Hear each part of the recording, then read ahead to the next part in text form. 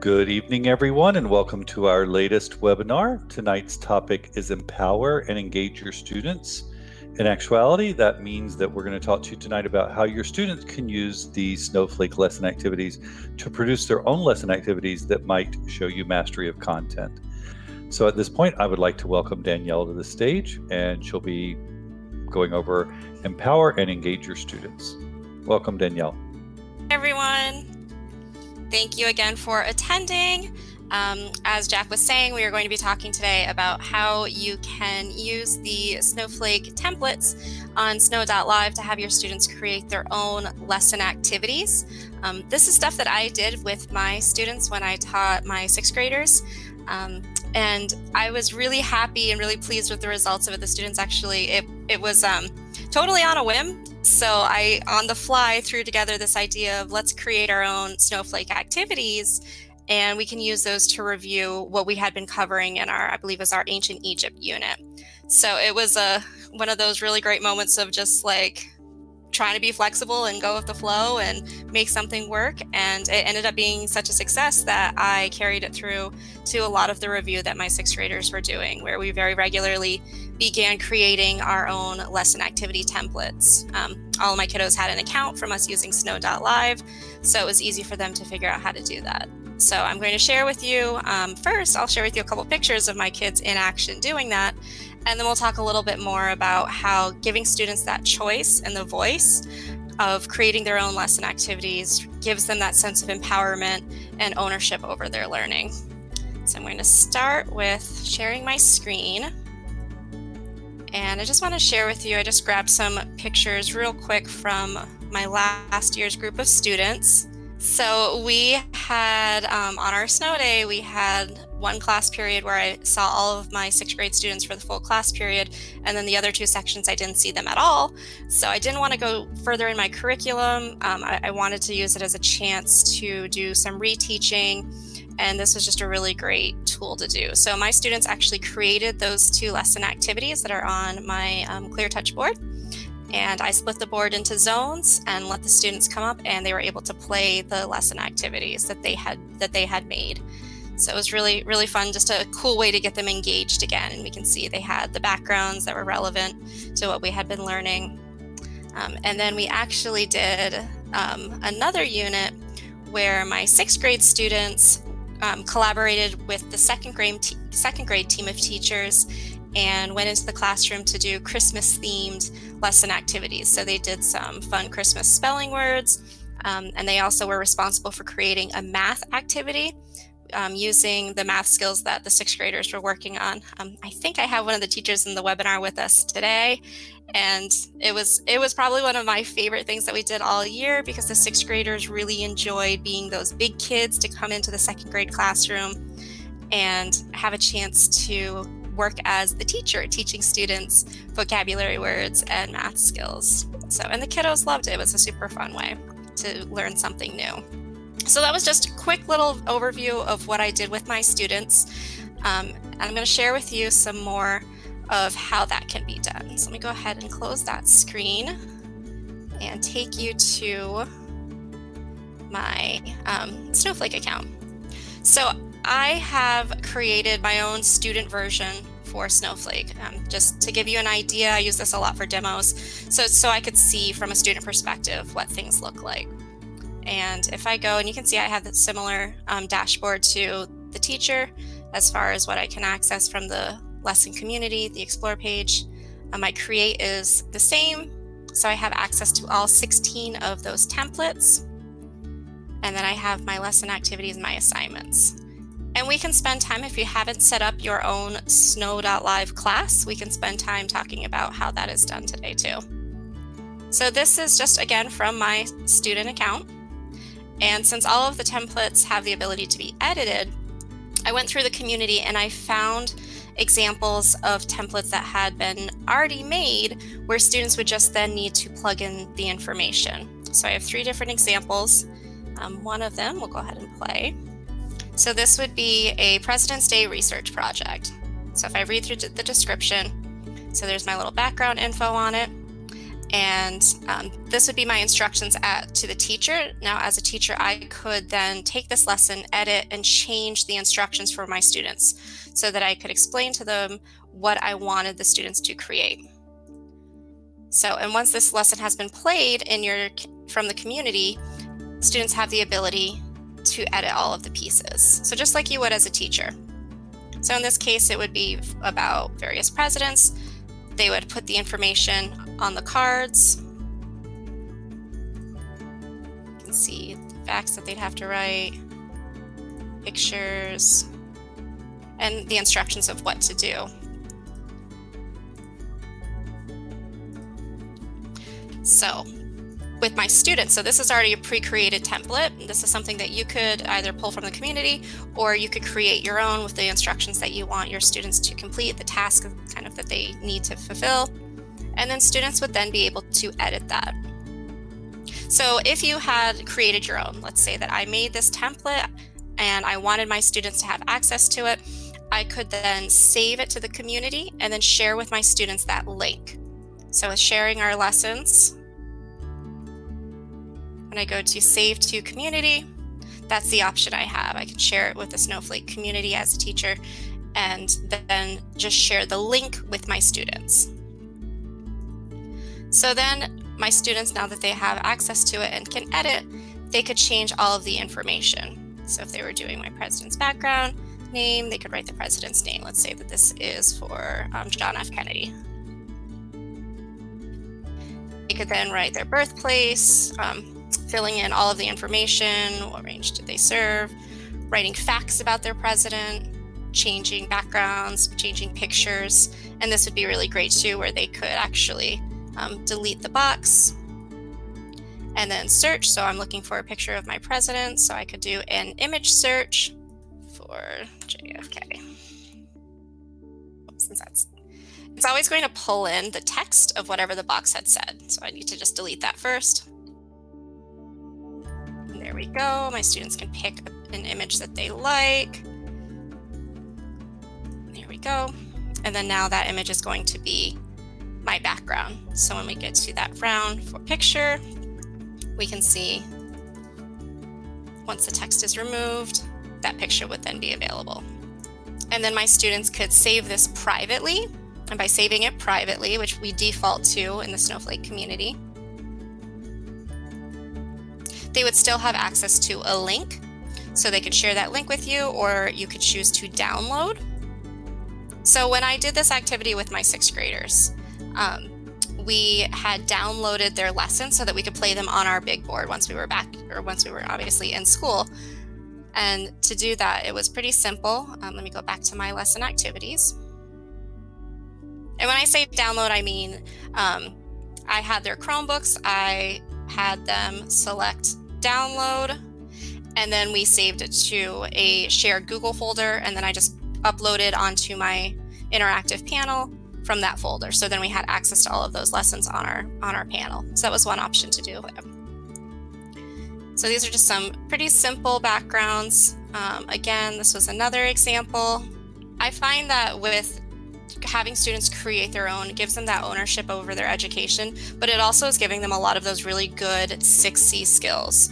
So they're learning communication skills. So they're learning, how do I digitally communicate what I want to achieve, working on language skills or writing skills. And then if they're presenting it in class, having to think of that component of speaking skills. And I also find that by giving them a little bit of choice, even if I gave them really strict parameters. So when I did with my 6th graders, when we did our reviews and they had to do, like you saw the example of ancient Egypt, I gave them a list of the vocabulary. I said, you must include these words, but how you choose to do it is going to be up to you. So do you want to create a guess activity or a scramble activity or a quiz activity? So they had a little bit more ownership. And when they have that ownership, it makes them empowered in that they're more interested in doing the activity. They're not feeling like they're forced to do something. You didn't say you have to do it this way and this is all you can do. It gives them a little bit of flexibility.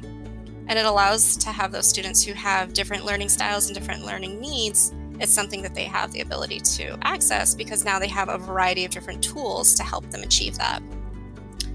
Danielle, Yes. We do have a couple of questions. Great. Okay. Let me go back to my lessons. One of the questions is, what are the 6 C's? So I will read that out for everyone. Great. And that is critical thinking, collaboration, communication, creativity, citizenship and culture, and character education. So are you referring to any of the different any other different than your 6? Those are my 6. Okay. So for anybody that didn't know what she meant by the 6 C's, that's what the 6 C's are. And then we have another question of how can Snowflake effectively be used in primary classrooms? So I'm going to speak to that for a second and then let you answer. We try to show as much secondary as we can because there's so much emphasis on primary education that we usually get the opposite question of what can you do with it secondary. So we put a lot of focus on that. I think maybe we've done that for a while now, so I'll let Danielle answer that as she goes along. Yes, absolutely. And I was a middle school teacher, so I do have that. That's my bread and butter, that age group. But for the younger groups, I'm just going to show you from the Explore, the ability to search the community. So all of this idea, it's still, you can modify it for the needs of your own students. So everything from the community that you find, you can see we have a few elementary lessons featured. Once you play something from the community, it becomes yours. And when I say it becomes yours, that means you have the ability to then edit that lesson activity. So if I wanted to, let me just search for one. So let's say ages 6 through 7. I think that from an elementary perspective, a lot of the lesson activities, not just that we've created in the community, but that you have the ability to create as a teacher, really play well with the younger demographic of students too, because they're really engaging, because they're interactive. Kids can physically get up and touch the board when we have school in session. Students can still play all of the same lesson activities in the same component from their own device. So if your students have a Chromebook or an iPad or even a cell phone with browser capabilities, you're still able to share with those lessons. So let me go ahead, my page is unresponsive. You're able to go ahead and share with students all of that material as well. And they can still play with it and engage with it in the same capacity. We'll see if it lets me this time. If not, then I'll just move forward and we'll talk more about how we can take the lesson templates and use them for a variety of age groups of students. Sorry about that. So we'll try and come back to that in a moment. So when I talk about students being able to create their own lesson activities, they have access to all of the templates that you would have as a teacher. So they function in the same way. And they have the ability to create. So I think about, from an elementary perspective, if I were using this in class with maybe my second graders or my first graders, and we were working on recognizing maybe certain sight words, my students would be able to create that through this. So they could have, but maybe I want to do, I'll go even a lower. I'm going to go with matching letters. So we'll say matching capital and lowercase letters. So I'm just going to simply type in the letter. So you're developing that skill of students are being able to kind of work on their keyboarding skills, which is a really important 21st century skill. I have my capital, I have my lowercase. I also have the ability to record sound. So when I think of using this really in any classroom setting, I could see my younger students using this to record their own audio. They can record up to 15 seconds of their own audio. So if you were doing this to review vocabulary words in high school, they could record the word and the definition and be able to have that relay back to them. So as they match the cards together or as they flip the cards or whatever the activity is, they now have that audio component. So in this case, it would be letters. They could record themselves saying the letters. And then when that letter is moved to its new location, I'm going to make this font a little bigger so you can see. Instead of having the little ding saying it's correct, they would then have the actual recording being put into play. Danielle? Yes. I have a teacher that uses this in elementary named Laura Finnegan. Oh, Laura's fantastic. And she is coming on stage now, and she's going to speak to how she uses it in elementary. Oh, yay. Okay, good. I'll stop sharing my screen. So go ahead and Laura can speak. Hi, Danielle. Hi, Laura. Oh, it's so good to see your face. I missed you. I wasn't planning on being on camera, obviously. Well, we're glad you're here. Thanks.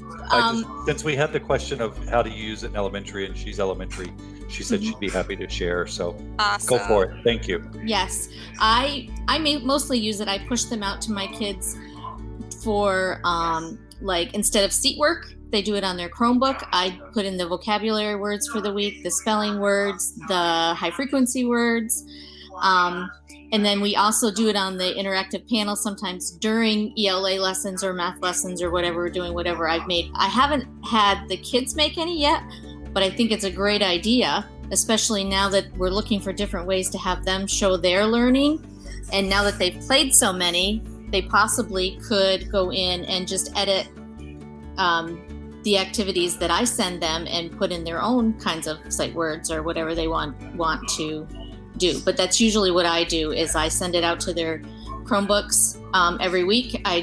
All of my lessons are on the community. We use the Journeys reading series. Most of it is geared toward that, but there are some sight word things, and all of mine start with hashtag MW, just so that my colleagues can find them easily. So And that's pretty, yeah. What grade level are you? I'm second grade. And how do you feel the students are able to access the website snow.live? And Oh, they love it. They absolutely love it because we're a Google school, so they just log in with Google, and they're always looking forward to the Snow Live lessons. And in fact, with this remote learning, that's where I'm getting the most participation is with my Snow Live lessons. okay, great. Thank you for volunteering to come on. I appreciate it. Oh, you're welcome. Oh, that's awesome, Laura. I'm so happy that you're using it. So Laura is a power user. Those pictures I showed everyone earlier, those are some of her kiddos. She was so gracious enough to let me come in, and I knew that her kids were familiar with using Snowflake, so it was kind of a perfect. Yeah, they loved it. That was a great day. It was so much fun. My students begged to do it again and again and again. I'm like, okay, we got to figure out how to make it work.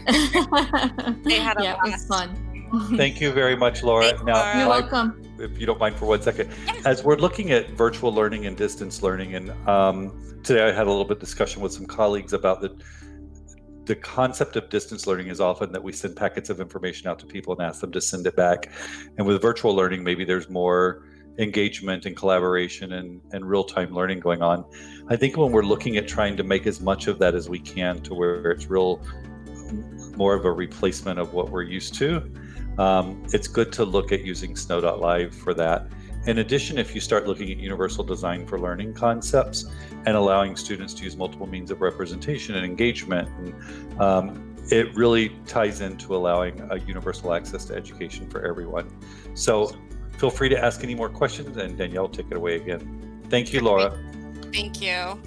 So, yeah, as Jack was saying, and I think that this would be a really great opportunity to show how Laura was talking about how she has been, she's having a lot of participation in activities on Snow.live that her students are completing. So I'm going to show you from a student perspective what that looks like if my teacher were to assign a lesson activity to me. And then if you're unfamiliar with how to set up those classes, it's really simple. I can show you that from my demo teacher account as well. So I selected the option for my assignments, and here I'll have the ability to see assignments that I can submit to receive a grade, lists that my teachers have sent to me. Lists would be if there's more than one lesson activity in a series, so maybe there's 3 or 4 or 5. We also have recently updated where you can include PDFs.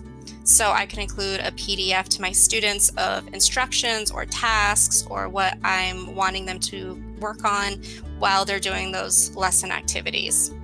And then also my practice things as well as lesson assignments that I've been graded on. Now you can see these past assignments expired. I was a bad student. I didn't complete them. Did play my lists. You can see here's a pending assignment from my teacher, and then here's an assignment that I've received a grade on. So this is one that I've already completed. When I select little star, it's going to show me what my, it's going to show me what my answers were. So we can see this was a tag lesson type. It's going to show me which ones I answered correctly, which ones I answered incorrectly. So out of the 8, I had 6, giving me a score of 75%. It's also going to show me any feedback from my teachers. So if my teacher left me a specific note or memo, that would be included there. So all of these lesson activities, once you've created them or if you've played them from the community and edited them to be your own, you can then push those assignments to your students. So, and then my students would see that right there under my assignments. So, and I'm going to go ahead and just take a moment to show you from my teacher account. Go ahead and sign in on that. Okay, so from my teacher account, we'll go ahead back to sharing my screen. So you can see all of my lessons that I've created and that I've played. Now, to send any of those activities to my student, I first need to set up my classes. And to do that, I go to the Manage Students option. And we have 3 options. So you can do everything manually, creating a new class. This would be where you would individually name the class, and then you could either individually add all of the students, or you can import directly from Google Classroom or as a list of emails. So that's one option. The other option is I could do it just through a CSV of emails. So the only thing that you would need on the CSV file would be the students' emails. Everything else, if there's names, addresses, anything else is on it, is going to be filtered out. It's only going to read the email itself.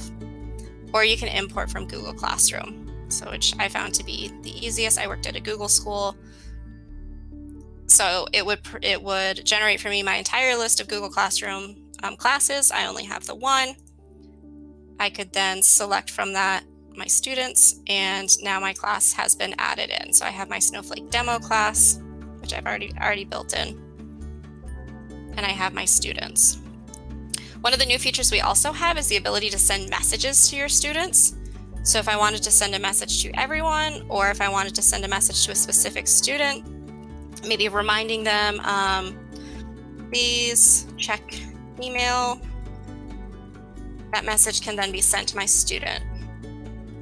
And my student would receive that notification on their end right at that little bell. So they would see that my teacher had sent them a message. So once I've created my classes, I then have the option to send lesson activities to my students. So I'm going to go to my lesson activities. I can do this again with ones that I've built, ones that I've edited, modified, whatever. Let's find. Simply by selecting my 3 dots from my More Options, and then selecting Send to Students. I can select which class I would like to send that assignment to, and I have the ability to select the students that I want to send it to. So this is really great too as you're doing differentiation. So you have the ability to create these assignments and then level them for the needs of your students, or send different activities depending on what you're doing with your kiddos that day to specific students. This particular lesson assignment is an assessment, so that means they can have a grade attached to it. I would simply need to select gradable assessment, and then if I wanted a due date, I could select the due date, or I can leave it open-ended. And then now that assignment has been sent to my student. So my student would then, when they log into their account, they will have that notification and they will see that that lesson assignment is ready. And from my teacher end, to review those assessments, if I go to review progress, see there's the one I just sent. I've only sent it to the one class, so it's just filtering into that one class. I can go through my assignments. I know that this one a student actually completed, so I can see their average score. So this is going to show me for the whole class. So if I had multiple students in it, it would show me the class average as well as the amount of time it took. And then it breaks it down for each individual student. So I can see that the student opened the assignment. When I select their name, it's going to show me the questions, and I can see which ones were answered correctly, which ones were answered incorrectly. It gives me a more detailed breakdown of their score. And then this is where I can send them that feedback. So I can type in whatever feedback I wanted to send to my student that day. And then now my student would have that notification on that assignment as well. The other really great new feature that we have with this too is we have the ability to now export the results. So if I had my entire class had completed this assignment, when I select export results, it is going to download as a CSV file.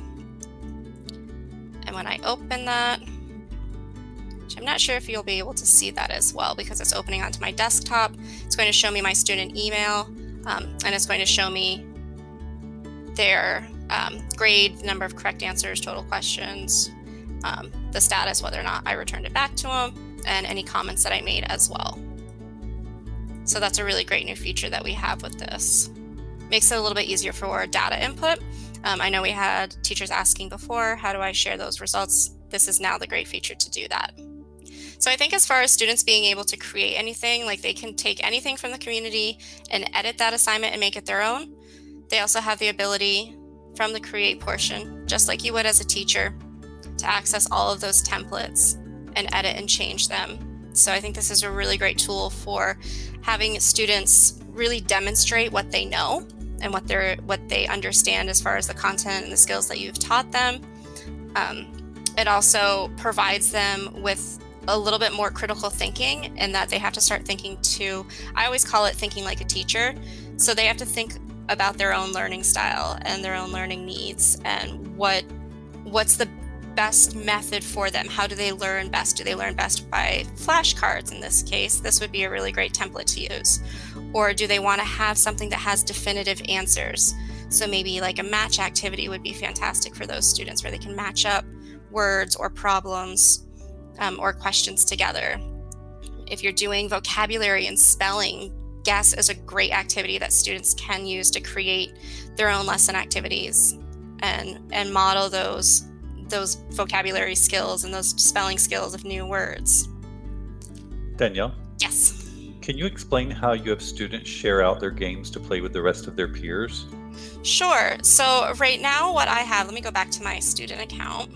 So when students share to the community, it does have the same options as a teacher. So as a teacher, you have the option to share it privately or share to the community. So in this case, let me go to my, with a student, it defaults to share privately. What I would do with my students is when we did an activity in class, they weren't allowed to share anything yet. They had to do it all just on their own device. And then they took their Chromebook and they physically would go and sit with another group of students to then share their lesson activity. So that was one thing that my students would do, is they would physically share the actual Chromebook itself. As far as when we say sharing from an online perspective, what students would need to do, let me go to one of my lesson activities. Go ahead and share my screen again. So if I take one of my lesson activities, let's say I want to take this lesson activity and save it to the Snowflake community. Oh, I have to add a description. So that's a nice little reminder to make sure that the activity has a name and a description.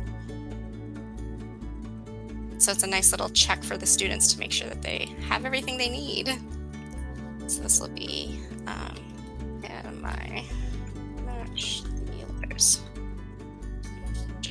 Now, a student could go through, they could add all of the other features that we have the ability to add as teachers. They could add the YouTube videos, they can filter the demographic, the age group, the subject, the countries, they can add keywords, they can add standards. So depending on the depth that you wanted your students to go with this, you might choose that just a description of explaining what they need to do would be sufficient. Or if you want them to really engage with their learning and really think about kind of their own learning style, they could add a lot more. But once I've filled in what I wanted to fill in, I go to Save to Snowflake Community. And it defaults keep this lesson activity private. That's what we want our students to do. We don't want our students publishing everything. And then once they upload, they can then go to, I might have to open this in another tab, go to snow.live/shared lessons. There we go. Okay, so now we can see here are all my shared lessons that I've shared to the community. So I went to snow.live/shared lessons. And that's where my students can access lessons they have shared. And then from there, they can go to lesson activity info. And one option is by sharing with that link. The other option, and this is what I did in my classroom, is I would have the students download the lesson. So we would download it and either save it to a USB or jump drive and then upload it onto our Snowflake app on our panel, or we would pop it into a shared Google folder so that I could then use the Snowflake app to open and preview beforehand. So that's one way that when we say shared, that's how they're able to do that. I hope that answered the question. Danielle, we have another question. Do you have tips for verifying appropriate content created by students? Yes. Created by students? Yes. Or in general? I think as long as your students are sharing privately, they shouldn't be able to, you shouldn't have to worry about seeing anything on the Snowflake community. But I know that that's not always the case. Sometimes they might hit the wrong button. But that you can delete those after. I would suggest, though, with searching on the community, I'm going to go back and share. When we search through any of the lesson activities, either by like lesson keywords or searching by standards, I always recommend searching through NUITEQ teachers. That way, you're getting quality lesson materials and content. As far as searching student work, we don't have a filter to do that. If they upload it, that would be on the end of the teacher to hopefully be able to find that lesson. And you can search by like a student email. So I've often searched by my email account if I can't remember where a certain lesson is. So I would type that in for search lesson activities. And then from there, you can have the student delete that particular lesson. I don't know if Jack, if you wanted to elaborate a little bit more on that while this is loading for me. I would like to say there's only a few minutes left of the webinar, and so if there anybody else want to pop some questions in, we will be happy to cover those before we sign off. So just a reminder that you can write them in there now. I think one of the things I really enjoyed about having my students create their own lesson activities was the pride that they felt when we would share them on our panels. I would have students who I couldn't get them to say boo all year long. They would be, just very timid and really didn't want to come up front, really didn't ever want to be called on. But they'd make a lesson and they would beg me, like, Miss Macklin, can we play mine? Can we play mine?